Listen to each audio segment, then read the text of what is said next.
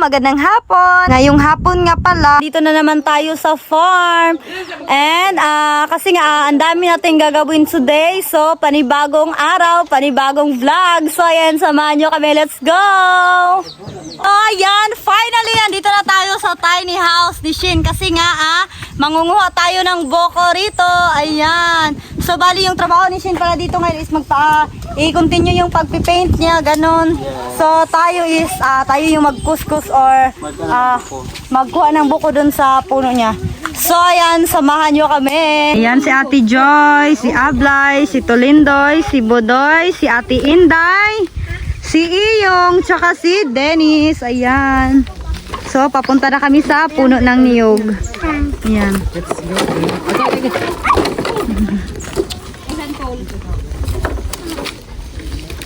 Ayan na si Dennis sa taas. Ayan na si Dennis sa taas. So dito lang tayo mag-antay sa ilalim kasi nga maano din yan. Mahulog dito.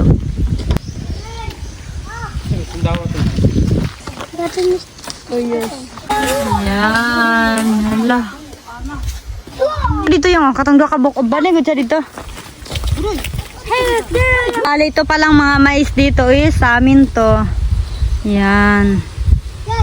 Ito yung tinanim ng mama ko last time kasama si Dennis tsaka si, I think si Delmar din.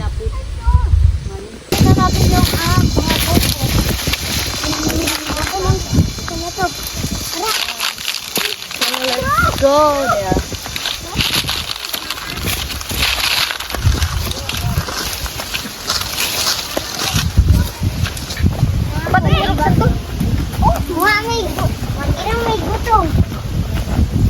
Ayan, bali ilan sila sa bato? 2, 4, 6, 8. So, bali 8 piraso. So, kailangan pa natin siya dagdagan. Kasi nga medyo madami talaga kami dito. Siyempre, malakas na kumain na buko, lalo na may gatas. Ayan na yung mga bata. Wow.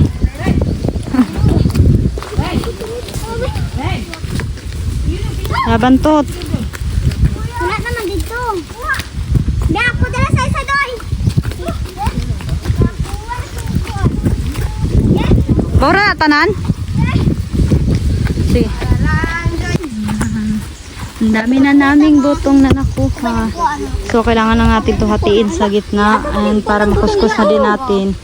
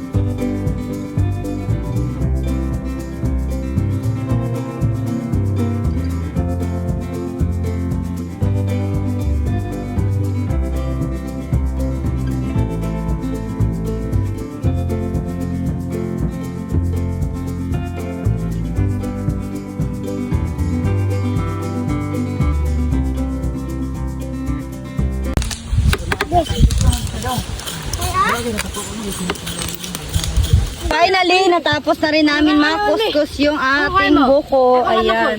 So, kasi sobrang dami talaga. And nilagyan pala namin yan ng tubig ng buko. Tumami.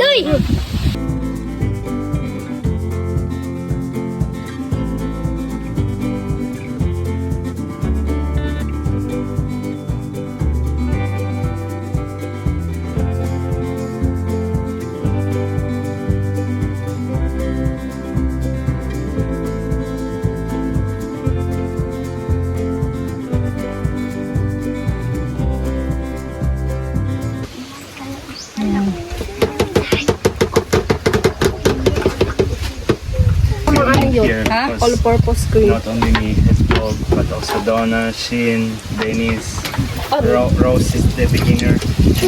And Lou, still planning, still thinking. Yeah, still thinking. But yeah, this is the jungle vlogger house. Yeah. Basta isa. Not vlogger, not allowed.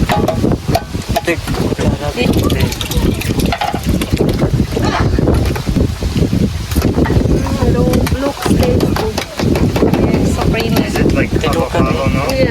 Something like that. Pareha lagi taros. Something like avocado. Buko halo-halo. Bali si George na pala yung pinaslice ko ng ating cheese kasi nga medyo madumi yung kamay ko kasi ako pala yung naghiwa ng niyog.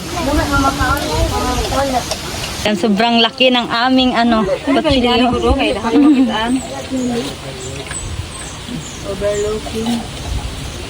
Mga gatas and also yung cheese. Kasi yung mga cheese namin malaki talaga pagkahiwa pero okay lang yan.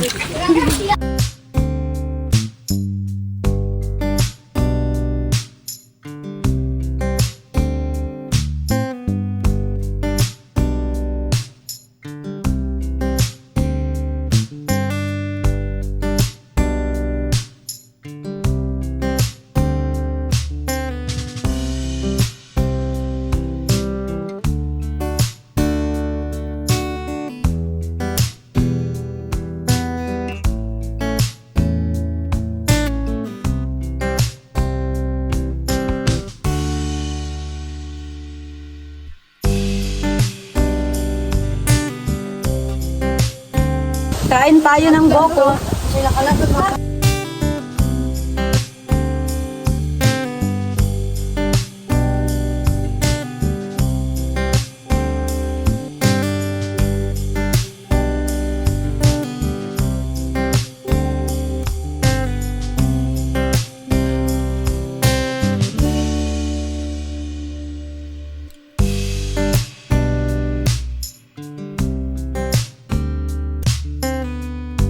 So ayan, bali manguha pa pula muna tayo ng dito.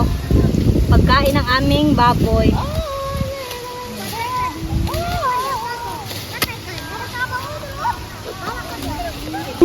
Naku, sa ko ba?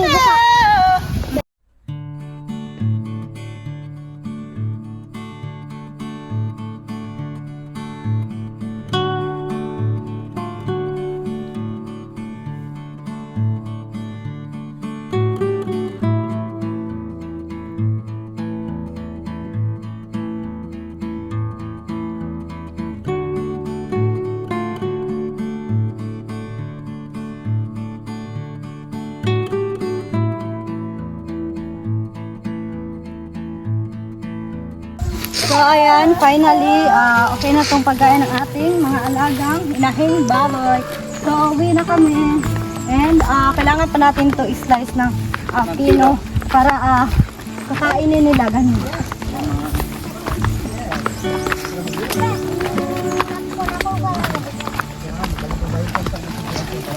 Ayan. Bali nasa gitna pala kami ng maisan. Ito siya guys. You look so beautiful.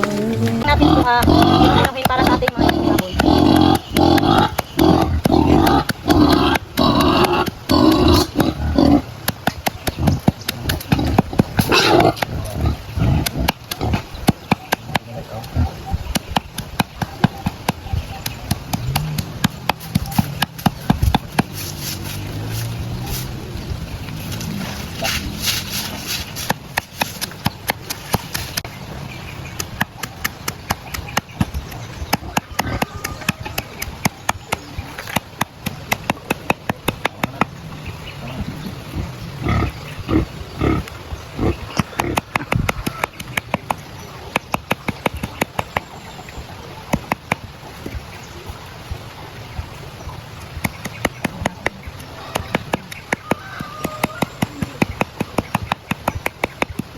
Yan, natapos na natin siya mga pino-pino. So ngayon, ilagay lang natin siya sa pakainan nila or sa doon sa parang container, saka lagyan natin siya ng top and papakain natin siya. Yan na diyan na. Isa na tanan diyan. Ata. Pero na hoy tante.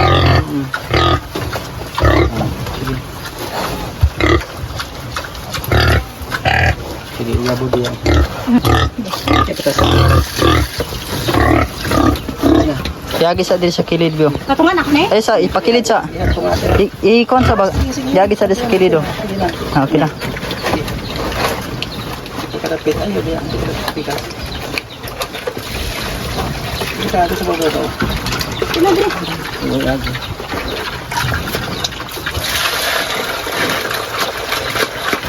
Oops, okay.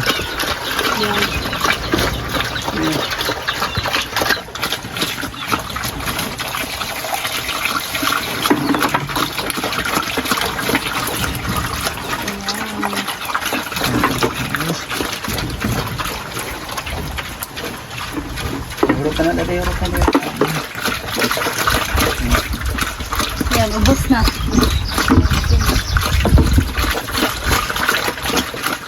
They really love it. And bali di pala sure si Papa kung nabuntis to kasi nga parang maliit lang yung kanyang tiyan or ganyan lang siguro. Kasi nga itong isa as you can see, diba? And tingnan niyo yung ano niya, suso niya, lumaki na talaga. So pag ano na siya, it means ano talaga siya, buntis. At the end of this month, manganganak na to.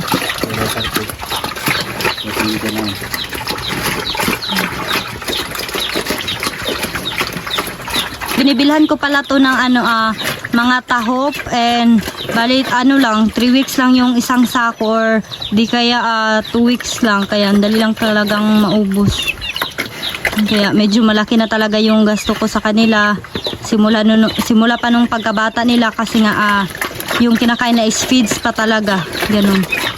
And ngayon, malaki na sila. Kaya ayan, pwede na sila kumain ng mga dahon-dahon. Ganon. Tulad ng dahon ng kapayas. Talbos ng kamote. O di kaya yung damo na tinatawag sa amin na muti-muti. Mga Bisaya lang yung mga nakakaalam ano yung muti-muti. Basta tumutubo yan sa maisan. Parang kamote din naman yung hugis ng yung dahon niya. Ganon. So, dito na pala nagtatapos yung ating video for today and sana nag-enjoy kayo sa panonood. And don't forget to subscribe my channel, Donna and Andre, and also my family channel, Dison Farm Vlog. So, ayan, paki-subscribe din sa family na channel ko, pero yung main character talaga doon is si Dennis. And kaya tulungan natin siya na maabot ng 1K yung subscriber niya para naman ma-monetize siya this month. And ayan lang today. See you on my next vlog. Bye-bye!